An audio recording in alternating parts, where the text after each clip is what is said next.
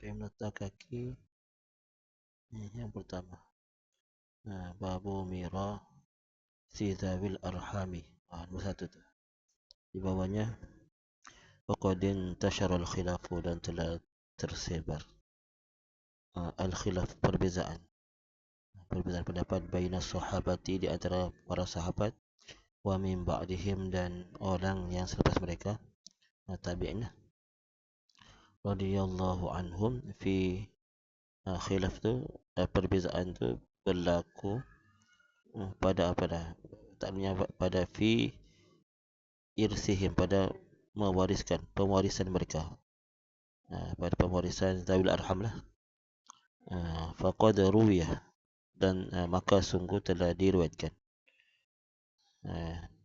ini apa fi'il madhi bin majhul belum ada dia punya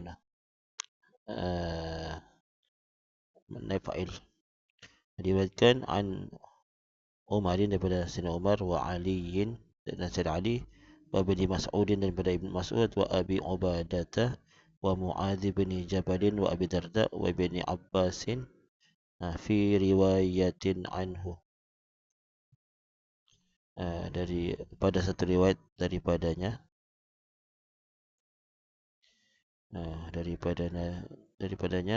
ridwanullahu alaihim jumlah mustaridah dari Allah kasarin ini dia punya naib fa'il taurisuhum diriwayatkan pewarisan mereka ni zawil arham inda alamil asabati ketika ketiadaan asabah wa zawil furudi dan ketika tiada ahli fardu.